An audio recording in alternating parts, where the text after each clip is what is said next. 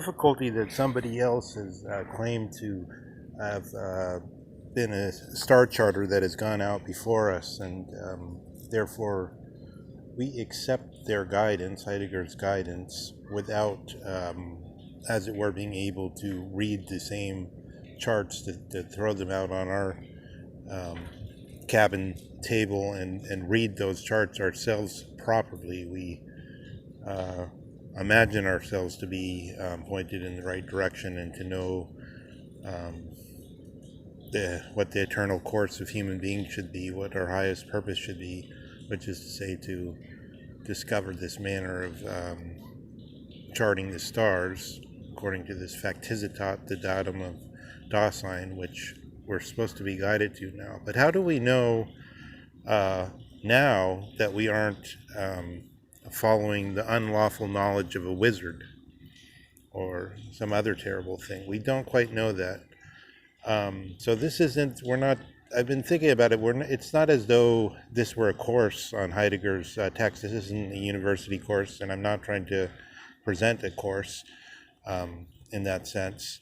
We're not going step by step. I am going to go, to some extent, step by step through the text, but we're not doing it in the sense of a correct course. I think that's one of the big reasons why you begin to get compendiums, introductory courses on every thinker that are somehow don't get the students in the right place. I think it's because the texts have to become correct in order to be teachable in anything like a standard manner. We aren't going at all towards correctness, so in a way, we're trying to. If it's not to flatter ourselves, we're attempting to present ourselves as the one who doesn't teach because we're doing. So if we were to teach, we would have to have formulas, and we'd have to be able to set things down very neatly so that one could feel that one had learned something at the end of the course. I want to set, as we approach this, which Heidegger is laying down on the concept of forgetfulness and retaining, I'm thinking of one large problem which I believe everyone who studies Heidegger has to answer in one way or the other. Otherwise, they're at the forces of large possible ink spill over the star chart that's supposed to chart this ship of the thinking being that we are all supposed to be. And the problem is this: when we come to the question of Descartes and the subject-object Spaltung, or distinction, split, the subject-object split, when Heidegger says, remembering Descartes and Husserl, Husserl goes back to Descartes, but for totally different motives, in order to, not in order to build up empirically as Descartes does, more or less, but in order to go to the eidetic content, as he calls it, but in order to go to the pure datum of consciousness, let's say. But, and therefore bringing out that we're coming to this point where the pure consciousness can then be seen for the first time as always grasping its object, so that there's always subject-object, and the human being becomes subjectivity.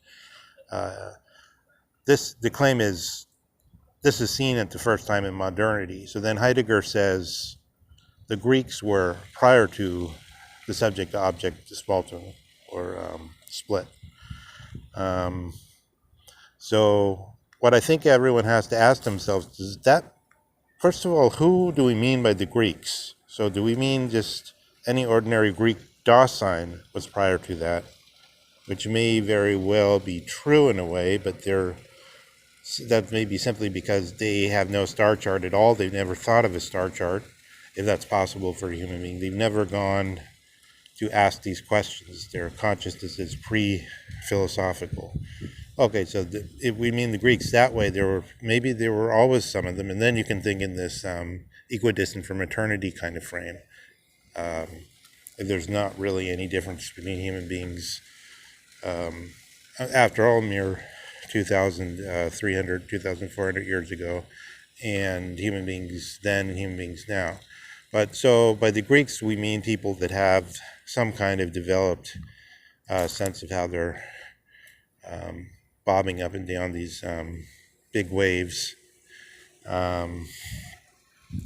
And what's their sense? It's questions like the Parmenides question about whether everything but the one is an illusion.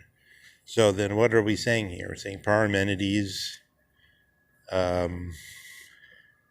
as somebody with a big globe, a nautical globe spinning on two ways on its axis, as one of them's illusion, the other one's reality, and has one of these guys that is pre-subject-object spalting or split. Are we saying he's doing things right? No. It seems to me that what Heidegger is saying is they were taking things for an object. They were dealing with this subject-object spaltung, which is genuine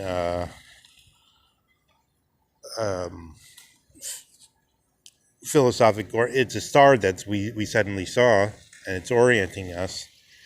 And Heidegger agrees that it's orienting us. It oriented Husserl. But they just weren't there yet. So they hadn't. So in other words, in a way, even if Heidegger says the Greeks were thinking phenomenologically, they weren't aware of what Descartes was brought us into awareness. They were still thinking in terms of everything. All their theories were about an object in this sense. So they were, and to give it Heidegger's word, they were ontic. They were all ontic. In the sense that he says Kierkegaard was ontic, Nietzsche was ontic. But everyone was, according to this way of thinking. So I think people should ask themselves if there's any truth to that. So in other words, it seems to me many times Heideggerians, people that study it, students of Heidegger, treat the ancient Greeks as though Heidegger were saying Aristotle had this penetration of vision, therefore Aristotle is seeing what I'm, the same type of things that we want to go back to be equidistant, be contemporaries with Aristotle and Plato and so on, because they're prior to this subject-object split.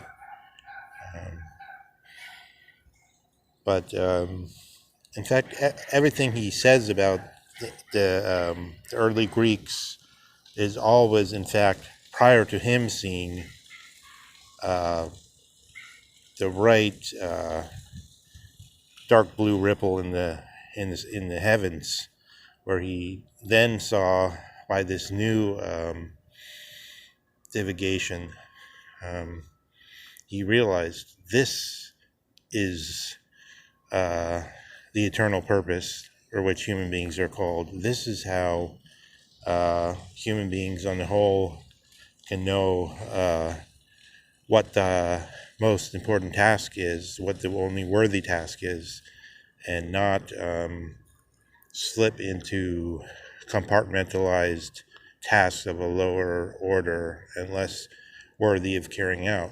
So only if we think this is in some way so, then can it seem worthy to us to even pursue Heidegger. After all, Heidegger might have accidentally, because he was in the right place at the right time, and the German universities, at least until 1900 or so, were all the most 8 out of the 10 best universities in the world. And so he was placed in the right place, and therefore he's influential, and people are compelled to read him, and so on. So we have to ask, does it really cogently impress us that this is someone who we ought to allow to be showing us what is the highest direction that human beings can be going in?